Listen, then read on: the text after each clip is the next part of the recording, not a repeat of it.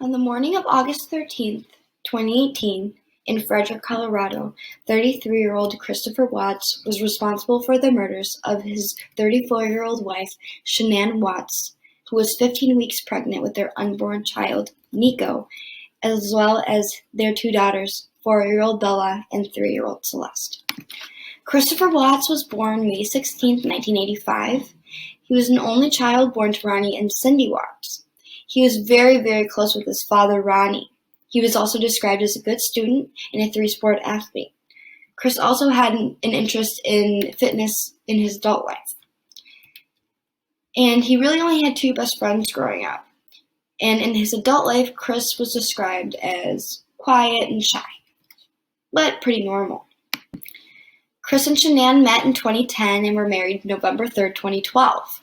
However, Chris's family did not like Shanann. And when they found out that Shanann wanted to move out to Colorado, they felt that she was trying to steal their son away from them. Because of this issue, it caused Chris's father to develop a cocaine addiction, and this deeply affected Chris because he was so close with his father. Shanann and Chris's two daughters were born in 2013 and 2015, and by 2015, the couple was about $448,000 in debt. Chris had also begun an affair with one of his coworkers named Nicole Kessinger.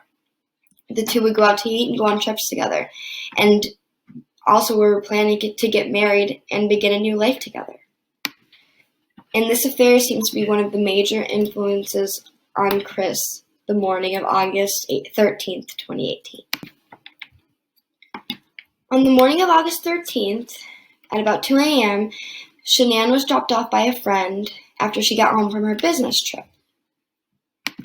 Chris had stayed home with the two girls, Bella and Celeste, and they were in bed when she got home. According to Chris, he and Shanann had a nice night together, and when he woke up later that morning, he decided to tell her that it was over and he didn't love her anymore. Shanann got very upset, and when she did, Chris began to strangle her and eventually took her life. As Shanann's body laid lifeless face down on the bed, their daughter Bella walked in the room and asked what was wrong with Mommy. At about 5 a.m., Chris put Shanann's lifeless body in the backseat of his truck. He then had his two daughters get in the backseat as well, and he drove them about 45 minutes to an hour out to one of his work sites for his petroleum company. Chris then took his daughter Celeste and put her blanket over her head and strangled her, then put her body in an oil tank. He then strangled his other daughter Bella and put her body in the oil tank as well. Later on that day, one of Shanann's friends realized that she was missing, and Chris also helped with the investigation. But by August 16th, the bodies were found and Chris was arrested. Chris pleaded guilty on November 6th, 2018. He was sentenced to 3 consecutive life sentences without the possibility of parole. There was also an additional 48 years for the murder of Shanann's unborn baby. Also, there was 36 years for 3 charges of tampering with a deceased body. And it wasn't until 3 months after Watts gave a grim account of the killings to the authorities. Social bond branch of control theory was made popular by Travis Hershey in 1969. In his book Causes of Delinquency, Hershey follows the general components of the then popular social control theories, putting an emphasis on how a person's social bonds, environment, and personality keep them from committing crime, rather than pushing them toward criminality. Within the social bond theory is the belief that humans create bonds within the community around them. When that bond is strong, they will not turn to deviance, but when that bond is weakened or broken, the individual is more open to committing crimes. Hershey's social bond theory is unique in the sense that it offers 4 elements of the social bond: attachment, commitment, involvement, and belief. In Chris Watts' case, the annihilation of his family is a result of all 4 of his social bonds being weakened or broken. His first element, attachment, is one that focuses on how one feels about their connections to others. This includes other people's opinions, cases of alienation, and acting in certain ways to avoid disapproval or shame. Despite his family's pristine reputation as a fun-loving, caring unit, Chris was living on the outskirts. According to friends and neighbors, Watts often kept to himself, spending most of his days working, spending time with family, or working out. However, under the surface, a rift between his parents and his wife Shanann isolated him from his main support system, thus isolating him from an important portion of his life. Looking at the string of texts between Shanann and Chris, we can see how prevalent the broken relationship between Shanann and Chris's parents was. In this situation, Shanann is upset that Chris's parents fed their daughter peanuts, even though she is allergic. She says, "I didn't tell your dad not to come to the party. I didn't tell him not to text or call your daughter on her birthday. I didn't block your family on Facebook. He did," effectively destroying whatever relationship was left between his children and their grandparents. This type of broken bond creates strain, further pushing Watts toward criminality and deviance, as seen in another part of his life. While this segment of his bond was weakened, Chris shifted to the importance of other opinions to his second human bond, an affair with his co-worker Nicole. That same day as texts were sent, according to an insider article, cell phone data for Kessinger shows her spending several hours online looking for wedding dresses. While this may not have been known to Chris, it marks a significant turning point in his and Shanann's relationship, further straining their bond. This also threatened Chris's commitment portion, as his involvement with Kessinger and fight with Shanann are now existing in the same timeline, potentially fighting against each other in Chris's mind. As stated previously, the attachment element also holds space for shame. When a bond is strong, one could argue it is held together partially by such shame, which keeps an individual from engaging in delinquent acts that could cause those feelings. In an article titled "Shame and the Social Bond, a Sociological Theory," author Thomas J. Sheff says, "Especially important for social control is a positive variant, a sense of shame. That is, shame figures in most social interaction because although members may only occasionally feel shame, they are constantly anticipating it. The operative word here is anticipation, and in Watts' case, there is little evidence to suggest his actions were done for any reason but his own personal gain. His lack of true connection to Shanann and the lost relationship with his parents has already been lost, leaving the opportunity for shame declined. Instead, his devious and secretive actions point toward a yearning to keep both his romantic relationships." The second element of social control theory, commitment, is one that causes on a person's fear of losing what you already have or expect to have. This involves relationships you have, what you're invested in, and your aspirations for the future, whether that be career, personal, or relationship goals. In this second block of text from Shanann, she reveals she cares about her children more than Chris and that he could leave if he wants to, creating a disintegration and potential loss between Chris's most important bond with his wife. However, the crimes he committed veered toward his second relationship with Kessinger. Within his affair, Watts had freedom from his responsibilities as a husband, father, and child whose parents are no longer welcome. In this case, Watts feared losing his affair, effectively marking a breakdown of his first and most time-consuming relationship. Divorce would not completely dissolve him of such responsibilities, nor would it help him keep his reputation as a great father. Rather, he chose to murder his wife and children and step into the role as grieving widow. Coincidentally, in an interview conducted in February 2019, Watts says this. I just felt like maybe the kids were going to be there when I got home that day.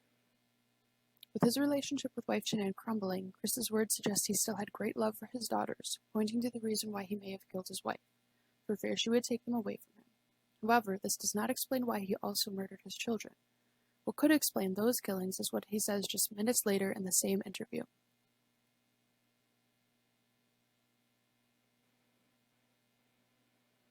I'm still eating away at me. I do something. And everything that I did, I know when I was with Nikki, it was different. I wasn't even in the realm of I'm a dad, I'm a husband type thing. Oh. And then In this case, being in a different realm is one that further weakens those bonds he shares with his wife and children, bringing kids back to a life free of responsibility. The possibility of having a new exciting life is one that puts even more strain on Chris's bonds, particularly in the involvement element of Hershey's theory, which focuses on the amount of time that is spent on conventional activities. The idea is that the more time spent on conventional activities, the less time you have to be deviant.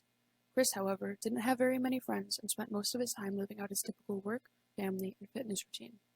In this scenario, Chris has to consciously carve out time to be deviant, and his involvement bonds begin to separate from conventional bonds, showcased in all of the time he spent with Kessinger.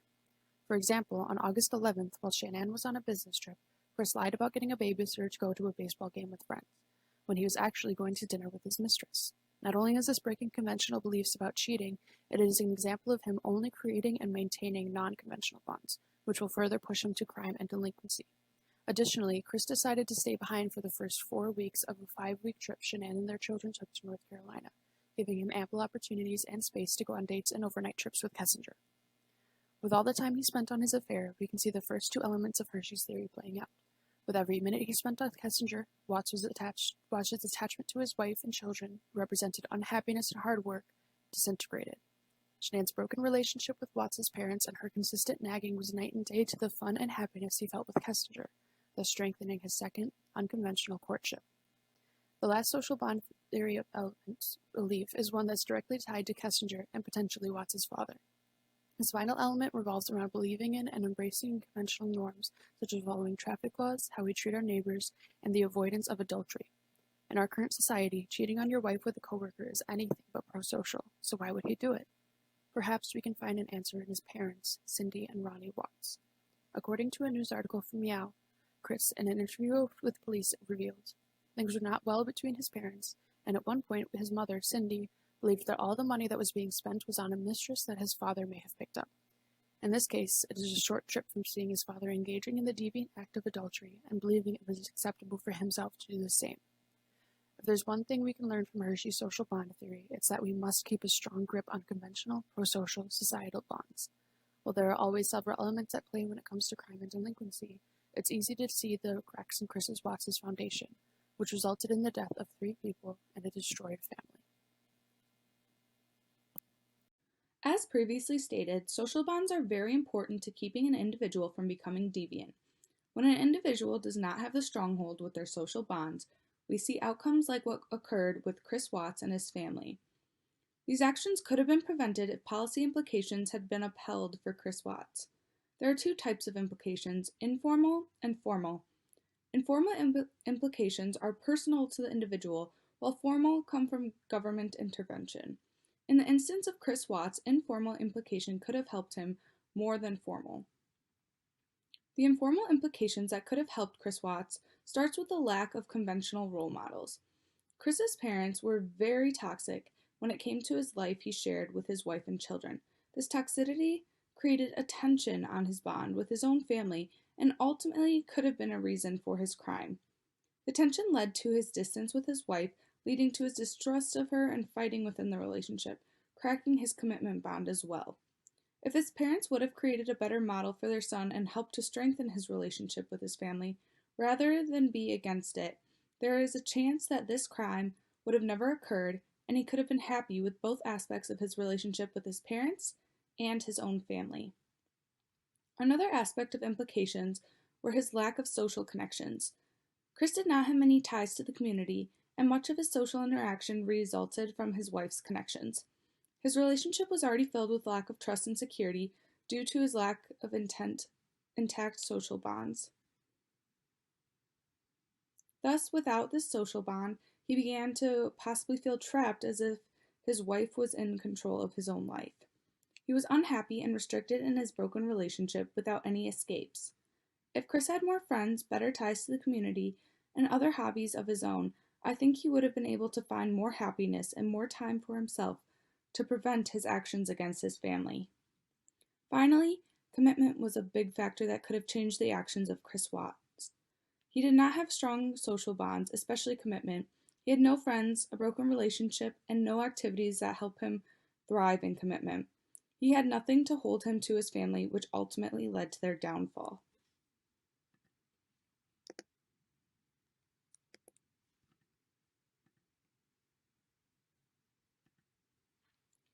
According to the Sociology Quarterly, the link between family and personality is very strong.